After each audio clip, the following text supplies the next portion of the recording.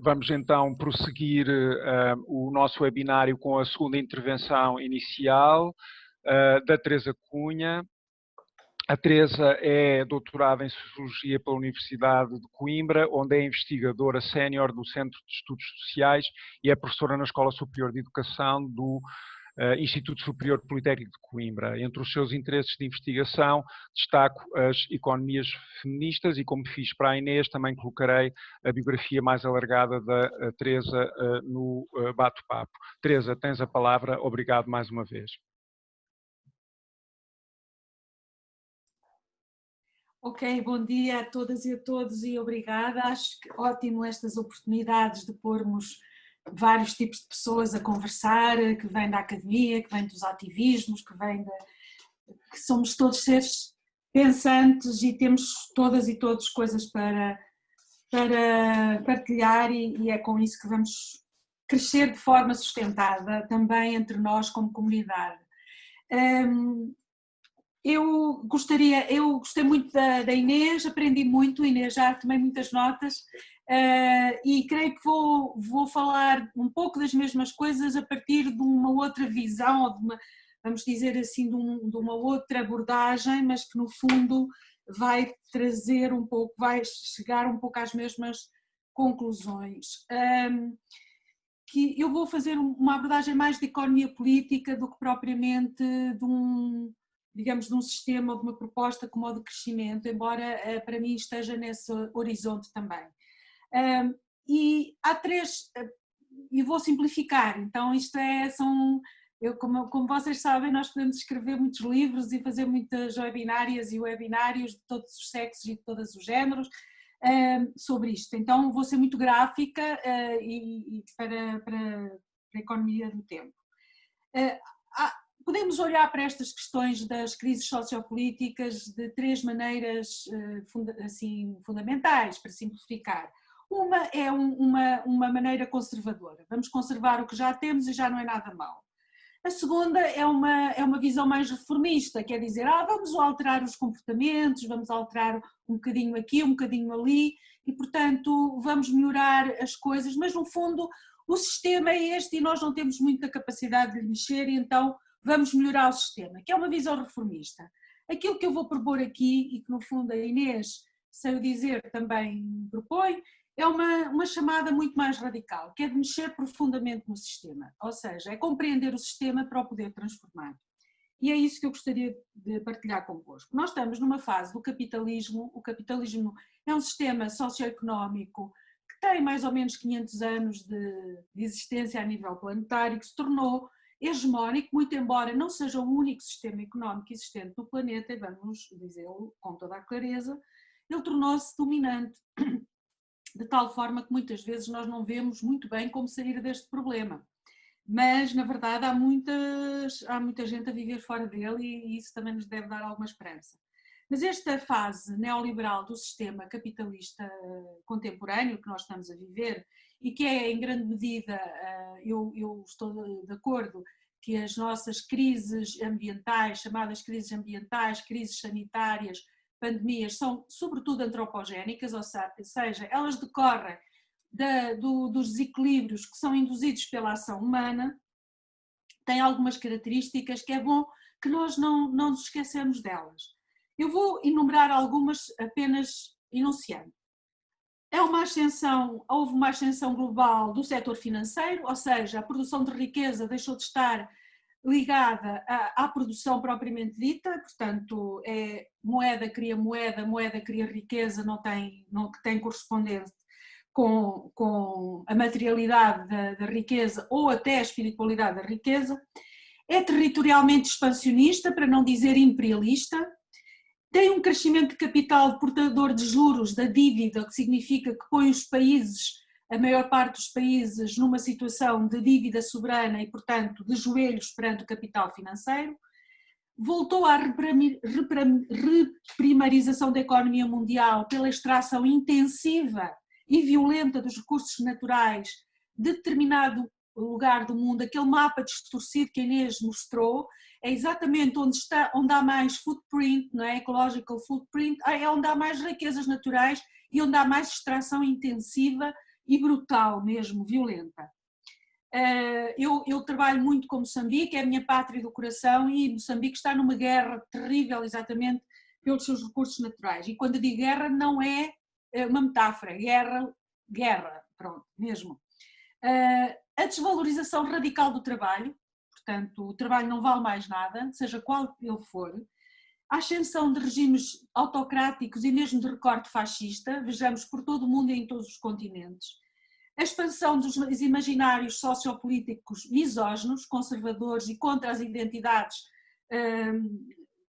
femininas e as masculinas que não se identificam com aquele ideal masculino, tipo Trump, tipo Modi da Índia, só para não pensarmos só o Bolsonaro, o Erdogan, o Orbán da Hungria e outros assim. É negacionista, completamente negacionista relativamente às consequências ecológicas e socioecológicas que estão a ocorrer no mundo. Promove a extrema mercantilização de todas as sociabilidades e todas as relações sociais, tudo passa a ser mercadoria, inclusivamente o amor, inclusivamente as coisas, os cuidados, tudo passa a ser algo que tem uma tradução mercantil. Assenta numa lógica de guerra permanente à Terra como uma entidade viva, e como disse a Inês, gostei muito de ouvir dizer que tem direitos, portanto é uma entidade de direito, é um sujeito de direito, e também uma guerra permanente contra a vida em todas as suas formas, seja a vida humana ou a vida não humana em todas as suas formas. E por fim tem uma lógica, uma racionalidade que diz que o desenvolvimento é igual a crescimento sem fim. Não é apenas crescimento, é crescimento sem fim através de uma acumulação extrema de poder e de riqueza que promove uma desigualdade absolutamente terrível, não é? Como nós sabemos, está muito bem documentado que é 1% da humanidade detém riqueza dos outros 99%. Então, se nós não tivermos noção desta tragédia que é o capitalismo neoliberal, é muito difícil nós pensarmos em políticas para, de alguma maneira, transformar esta situação. Eu gostaria, para não ficar numa tónica tão destrutiva, tão trágica, gostaria de dizer que há, felizmente, e a Inês foi muito clara nisso, há muitas, hoje em dia, há muitas coisas que estão a acontecer que nos dizem que é possível fazer diferente. Nós sabemos que a pandemia que estamos a viver, infelizmente, está a criar, e nós vemos até por algumas soluções políticas que estão a ser criadas aqui no país em que vivemos, em Portugal e em outros lugares, está a ser uma grande oportunidade de negócio para muita gente que já tem muita, e muito menos uma oportunidade para transformar profundamente as relações sociais ecológicas que nós necessitaríamos. Mas, de qualquer forma, há muitas experiências e alternativas que estão em marcha, apesar de elas estarem sempre a ser subvalorizadas e ser subtematizadas. Eu gostaria de falar de 2 ou 3, muito basicamente, sem me entrar em detalhes. Além de todas as que estão contidas no movimento de crescimento, não é? Que, como diz a Inês muito bem, não é um objetivo em si, é um método para chegarmos ao objetivo do bem-estar, da harmonia, da paz, da convivialidade. Nós temos outras, como por exemplo o grande movimento do bem viver, sobretudo na América Latina, que vem das experiências, ou digamos das cosmovisões ameríndias, portanto nativas da América, ou o Ubuntu na África Austral, que é o que eu conheço melhor, porque conheço, é onde eu trabalho, sobretudo na África Austral, eu mesma sou africana e portanto essa minha relação é muito íntima. O Ubuntu que tem uma relação não apenas entre os humanos e não humanos, mas uma relação não apenas de harmonia, mas de uma profunda eco e interdependência que é absolutamente central para reorganizar não apenas a nossa vida, mas reorganizar o sistema. Há outros grandes movimentos mundiais, como por exemplo o movimento da soberania alimentar, que tem uma forte componente de como se relacionar com a vida em muitas formas, com a terra, com as sementes, com os ciclos vitais, etc. E que tem trazido para nós muitas coisas importantes, como, por exemplo, desmistificar que é a agricultura industrial e extensão que alimenta o mundo. Quem alimenta o mundo são os pequenos e as pequenas camponesas e a agricultura familiar feita com bases praticamente que nós podíamos considerar orgânico-biológicas, sem utilização de insumos de agrotóxicos e outras coisas. Nós podemos também dizer que toda a economia do cuidado, aquela economia que abriga, que ama, que apoia, que cura, que cuida, que alimenta, ao contrário do que dizem os nossos economistas de serviço, quando dizem a pandemia parou a economia, não é verdade. A economia que sustenta a vida, aquela economia sem a qual a vida não consegue acontecer, pelo contrário, ela não só não parou, como ela está completamente operacional e a aguentar todos os problemas que advêm da pandemia.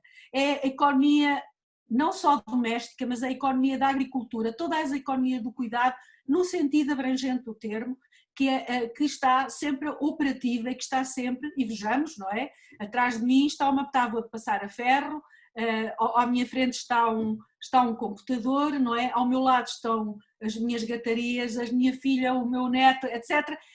É esta economia de integração do que eu chamo a mais produtiva de todas, porque é aquela que produz incessantemente a vida e que nós precisamos não apenas de reconhecer, mas valorizar e aprender com ela. Então há aqui uma série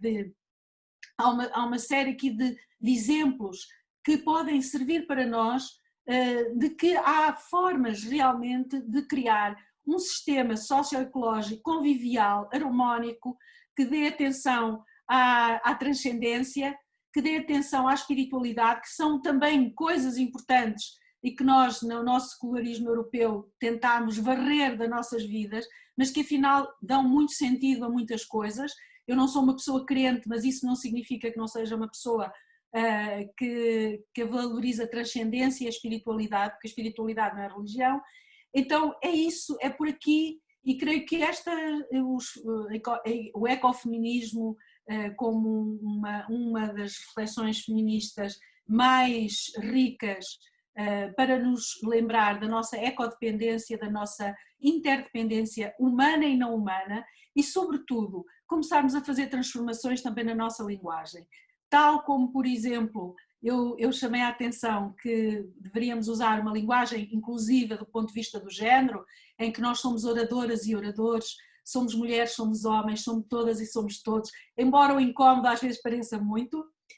Também podemos ser assim relativamente às questões por exemplo, deixar de chamar natureza, como se a natureza fosse uma coisa que está fora de nós. A natureza nós somos também, e a natureza somos nós e nós somos dela. Nós não temos a natureza é que nos tem a nós.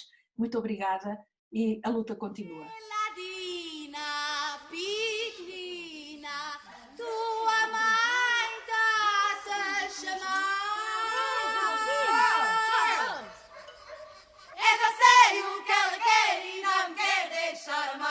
Não me quer deixar amar, e minha mãe também amou. Ela dina pequenina, minha mãe lavou. Joguei a laranja ao ar, mas do ar no chão caiu. Fui falar ao meu amor e minha mãe logo me ouviu.